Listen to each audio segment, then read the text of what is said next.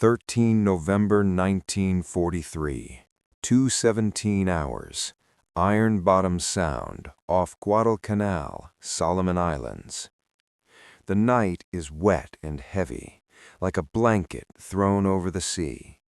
A Japanese bomber crew leans into the darkness, staring through a windscreen smeared with salt and mist. The engines vibrate the airframe. The cockpit smells of oil, sweat, and hot metal. Below them, the ocean is a sheet of ink. No moon, no horizon, no mercy. Somewhere out there, American ships are hiding. The pilot keeps his voice low, almost respectful. A petty officer in the nose checks his stopwatch, then peers down through the bomb sight. He expects to see silhouettes, big, easy targets, destroyers, transports, a carrier if luck is generous. Instead, nothing. Only darkness. A minute passes, then another, and then the first strange thing happens. A single point of light appears far ahead, blinking once, twice, like a star that shouldn't exist at sea level. The crew stiffens. The pilot narrows his eyes, irritated. A trick, he thinks, a flare, a decoy. Then the radio crackles with calm Japanese chatter, another crew reporting contact, claiming they can see American ships dead ahead. The bomber banks slightly to follow. Still nothing. The navigator shifts in his seat, uncomfortable now. The Americans are supposed to be blind at night. That was the point. That was the pride of the Imperial Navy Air Service.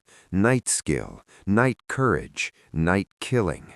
Radar was for cowards. Machines were for people who didn't trust their own eyes. The Japanese had eyes. They had training. They had the darkness. So why does it feel like the darkness is watching them back? A sudden flash below, small, sharp, not like a flare, a gun muzzle, then another. The bomber shudders as tracer rounds climb into the sky, arcing upward with frightening precision. Not random, not lucky, measured, like someone already knows exactly where they are. The pilot jerks the controls, the aircraft rolls hard, and the crew grips the metal frame. The gunner swings his turret, searching the black. Then, through the side window, a shape, a fighter, too fast, too close, too perfectly placed. The Japanese gunner barely has time to inhale before the American aircraft fires, and the night explodes. The bomber lurches as rounds tear into its wing root. Metal shrieks. A burst of sparks showers past the cockpit like angry fireflies. The Japanese pilot fights the stick, forcing the nose down to gain speed, to slip into the black where no one can follow. But the fighter stays with them. It isn't just chasing, it's guiding itself, like it can see through the ocean of night. The rear gunner shouts, his voice sharp with panic, and squeezes the trigger. Tracers pour out behind them, bright, desperate lines into emptiness. The American fighter doesn't even flinch. It slides to the bomber's blind spot, just off the left rear quarter, where the turret can't reach. A second later, another burst. The left engine coughs, then flames. The cockpit fills with the smell of burning fuel, thick and choking. The navigator slaps at a panel, trying to cut the line, trying to save something, anything, before the fire eats the wing. Outside, the night is no longer empty. More tracers rise from the sea below. The Japanese crew sees them now, not as scattered gunfire, but as a net being thrown upward. The Americans aren't firing at where the bomber might be. They're firing at where it is. The pilot's mouth goes dry. He has flown night raids before, over China, over Guadalcanal, over enemy ships that could only guess. He has watched American gunners waste ammunition into the sky, hoping the darkness would betray him. This is different. This is organized. The bomber rolls again, dropping altitude. The pilot tries to vanish into cloud and rain. He tries to use the sea's black surface as camouflage. And still the fighter is there, close enough now that the Japanese crew sees the outline. Single engine, long nose, a canopy glinting faintly in the tracer light. An American Navy fighter. And in the darkness, it feels unnatural, like a shark hunting by scent. The gunner screams again. He sees it. The fighter's exhaust stacks flicker. The prop disc is a faint blur. Then the fighter fires a third time.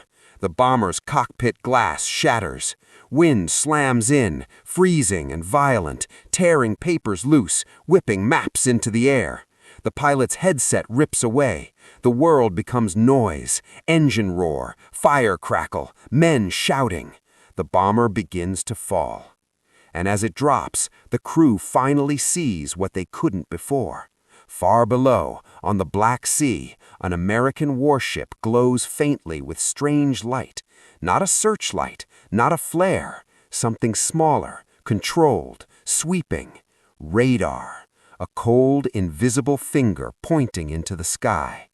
The Japanese had mocked it, called it coward technology. But now, as the bomber spirals toward the ocean, the crew understands the terrifying truth. The Americans aren't guessing anymore. They are hunting, and this is only the beginning. Because hundreds of miles away, aboard an American carrier, another fighter pilot is climbing into the night, guided by a voice in his headset that can see everything. 20 June 1944, 22:41 hours, Philippine Sea, aboard USS Enterprise, CV-6. The flight deck breathes heat. Engines roar and cough in the darkness, their exhaust washing over deck crews slick with sweat and salt. Red signal lights blink like nervous pulses. An F-6F Hellcat sits at the edge of the deck, wings folded out, propeller ticking as it warms. Lieutenant Junior Grade William Bud Harris climbs into the cockpit and pulls the harness tight. He doesn't look at the sea, he doesn't look at the stars. He looks at the radio. Because tonight, the radio is everything. A deck officer gives a short, sharp signal. The Hellcat rolls forward, then surges as the throttle goes wide. The carrier's deck vanishes beneath the wheels, and Harris is swallowed by blackness. No moon, no horizon, just noise and faith. Hellcat 2-1, Vector 180, Angels 8. The voice in his headset is calm, almost bored. A fighter direction officer buried deep inside the Enterprise's Combat Information Center. A man surrounded by glowing green scopes and grease pencils, watching blips move like ghosts across glass. Harris adjusts his heading without question. He never sees the enemy first. He never has to. The radar does. Below him, Japanese bombers and torpedo planes move in loose formations, their crews believing they are invisible. They fly low, they fly quiet, they trust the night like an old ally. They do not know they are already outlined. Every pulse of radar sweeps them up, measures their speed, their altitude, their direction. Every turn they make is predicted before they finish it. 2-1, turn port 10 degrees, now. Harris obeys. The sky ahead blooms faintly, engine exhausts, silhouettes against cloud. He throttles back, slides into position, and lines up the shot. No dramatic chase, no desperate searching, just execution. The Hellcat fires. The first Japanese aircraft erupts in flame, a sudden orange wound in the dark. Harris breaks away, heart hammering, breath loud in his helmet. Behind him, other American fighters are doing the same, all guided, all coordinated, all deadly. On Japanese radios, confusion spreads. Pilots report Americans appearing out of nowhere. Gunners swear fighters are attacking from impossible angles. Formation leaders call for evasive action, but every turn only makes things worse. The darkness has betrayed them. By dawn, the sea is littered with burning wreckage, and in the command rooms of the Imperial Japanese Navy, something far more dangerous than loss begins to spread. Doubt. Because if the Americans can do this at night, what else can they do that Japan cannot see? July 1944, Truk Lagoon, Imperial Japanese Navy Headquarters, Night Briefing Room. The room is dim, heavy with cigarette smoke and unease. Maps of the Pacific hang on the walls, their edges curling in the humid air. Red grease pencil lines mark routes that once felt safe. Now they feel like traps. Senior officers sit stiffly, hands folded, faces unreadable, but their eyes betray them. Reports arrive one after another. Night raid failed. Aircraft lost before contact. Pilots never saw the enemy. A rear admiral clears his throat. His voice is steady, but only just. Our crews report American fighters intercepting in complete darkness. A pause. Someone scoffs quietly. Old reflex, old pride. Radar, they had said, dulled a warrior's instincts, made men dependent, weak. Japanese pilots trained their eyes to read starlight, cloud shadow, sea reflection. They believed skill would always defeat machinery. Now the machinery is winning. A staff officer steps forward and unrolls a chart, loss rates climbing month by month, entire night units gone, veteran pilots not returning, replacements surviving only hours. The room grows colder. What the Americans have built is not just a device, but a system. Radar pickets, carrier CICs, fighter direction officers, radios that never fall silent, pilots who trust voices they cannot see. The Japanese have no answer.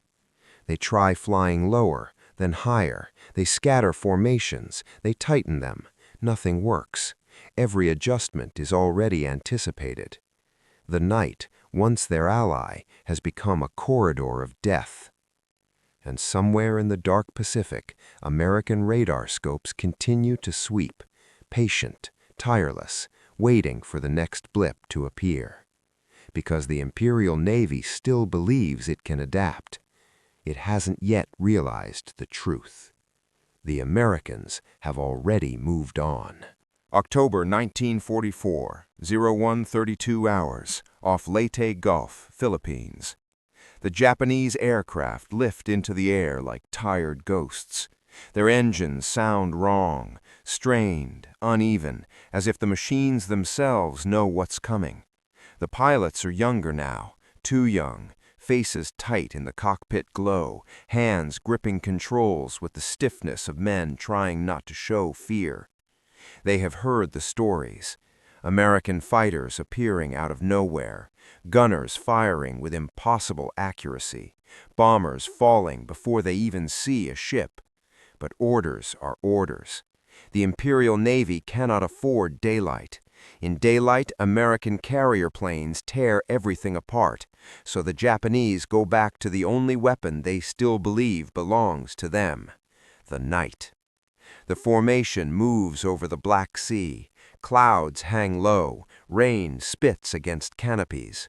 For a moment it almost feels like the old days, when darkness was protection, when the Americans were blind, when skill meant survival.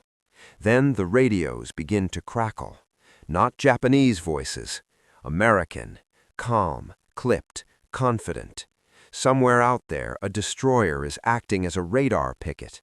Somewhere farther back, a carrier's combat information center is tracking them. A fighter direction officer is drawing invisible lines in the sky. And above the Japanese formation, Hellcats are already climbing. The first interception is silent. No warning, no searchlights. A Japanese pilot glances left and sees his wingman vanish in a sudden orange flash, like a candle snuffed violently by the wind.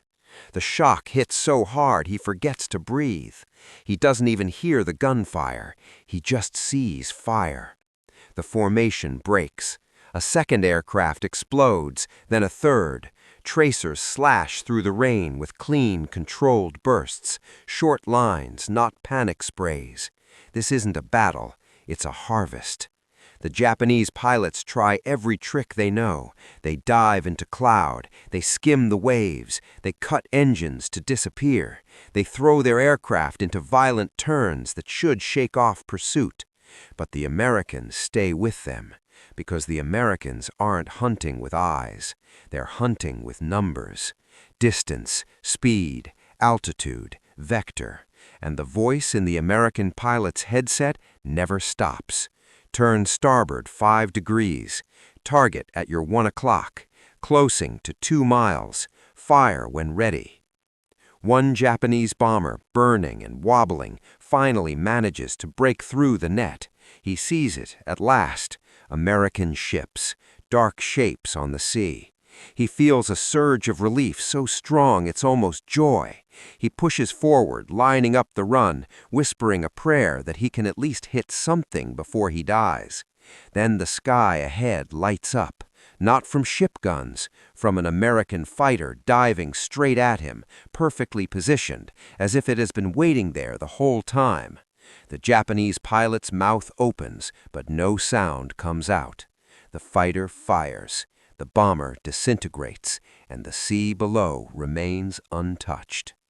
By dawn, the Japanese raid is gone. Not scattered, not damaged, gone.